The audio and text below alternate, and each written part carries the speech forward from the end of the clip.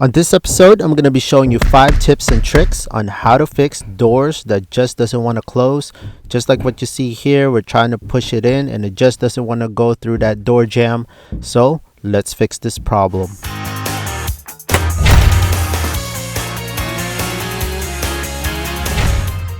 Welcome to Fix This House. If you're new to the channel, please consider pressing the subscribe and notification bell so you can always be in tune on DIYs, how-to videos, and product reviews that I do within this channel. So let's not waste any more time and let's get to tips and trick number 1. So if you look at your door, the left or the right side, there are hinges. Leave the middle and the bottom one alone. Those are good. Look at the top hinge. Those are the ones that's getting most of the action when you try to open and close the door. And I'm using this little punch tool. You can either use a nail or a mini screwdriver, whatever tool that you can, so you can get that hinge pin or hinge bolt out of there. Just pop those and pretty much strike it upwards, and those should pop right out. Right when you take those out, you can see that the hinges will come apart, and that's what's pretty much driving this door. It's rubbing or against that door jamb. That's why it's not closing in, and you want that gap. So to get the gap that you want to what I'm using here are pretty much these shims, wooden shims. You can use credit cards if you have any type of hard card or anything like that, and just stack them into whatever gap that you want.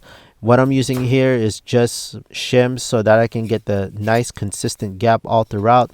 You can even do double shim it. You can double shim, and if you can't get it through the crack that you want to start off first at the bottom, and like what I'm doing here, and I'm just pushing it all the way up so that I can wedge it right to that door to get to the right distance from the jamb to the door that I need, so that I can have that nice even space all throughout the bottom so that it doesn't rub or it doesn't make contact with anything. Or you can use the second tool, which is pretty much this door shim as well. This one is a pump air action. Put it right underneath your door, and you can just pump it like what you're using to get your blood pressure. But this one actually works. You can actually use your foot as well while you're adjusting it. As you're pumping it, look at it, it opens up, and that's another way that you can get this if you don't have any shims. I'll leave all the tools that I use in this video on the description down below, and I'm sticking with the shims. I'll leave it wedged right there. And if you can look at look at these hinges, you can see that they are not aligned.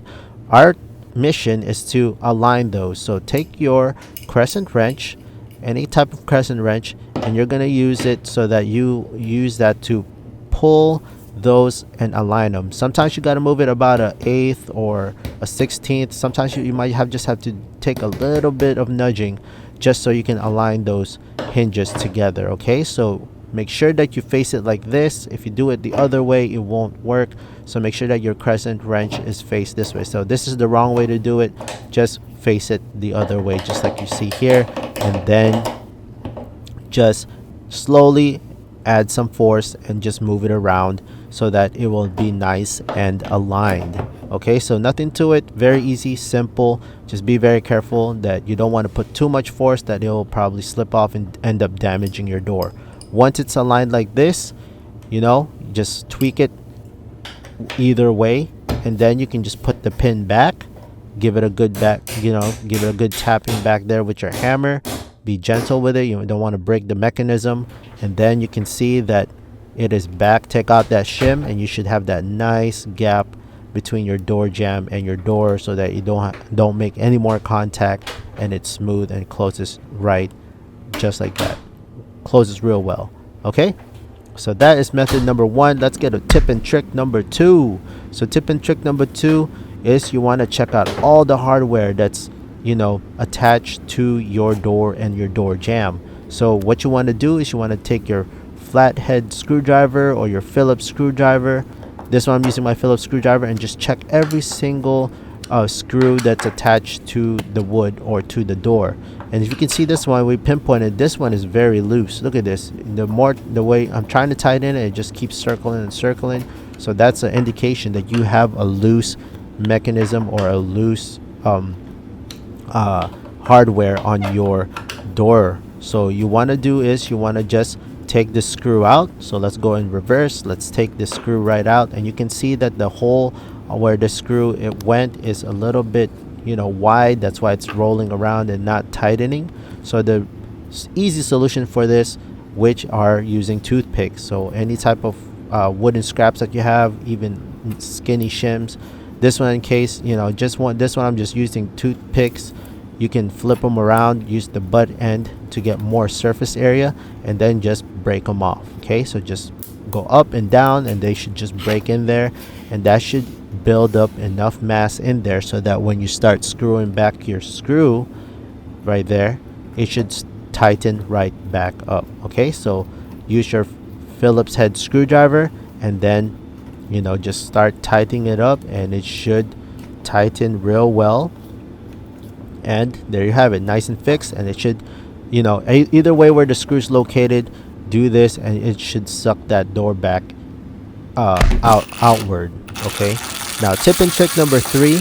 Okay, so if you want to suck this hinge back out there, and if it's loose, use a general purpose screw. This one's about a 2.5-inch screw.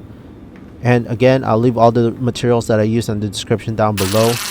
And what you're gonna do is you're just gonna force that screw and make it contact with the stud, okay, wherever that is met, so you can have that nice tight screw. Now tip and trick number 4 is a little bit more work. I'm not going to show it to you, but I'll show you the concept. You're going to pop every one of these hinges off, but before you do that, you want to draw out how far down you're going to move this. So you're going to measure how far of the distance you want to lower your door, okay, and you're going to draw it out. And pretty much what you're going to do is you're going to chisel this out so that you can move these hinges down about a 1/4 inch down or 1/8 inch down. If you don't want to do that method, you can go to the door itself, but this time you're gonna have to chisel out the top portion. Notice how I'm drawing out at the top. That's what we're gonna relieve, and do the same thing for the middle and the bottom hinges. Okay, so there's 2 ways you can do it. You can do it either way, at the door jamb area or the door itself. Okay, so this is pretty much going to extreme. If the other methods don't work, try doing this one. And finally, if all else fails, the last thing that you're going to do is you're going to relieve some on your door jamb. I don't recommend it. Try all the other tips and tricks first before going through this, but this is pretty much the last resort. What you're going to do is you're going to use your belt sander, and you are going to relieve a little bit either at the door jamb or a little bit at the top of your door right here. And here I'm just showing you that I'm not going to do it myself. I'm just showing you that here is the angle that you can use with your sander. Okay, again, this method is a little dirty. It's going to get a lot of dust, and it might be a lot of work, which includes taking out the whole door itself. But that's the last tip and trick. Okay, friends, if you found this video helpful, friends, please hit that big thumbs up, press that subscribe notification bell, and I'll see you on the next video, friends. Thanks so much for watching.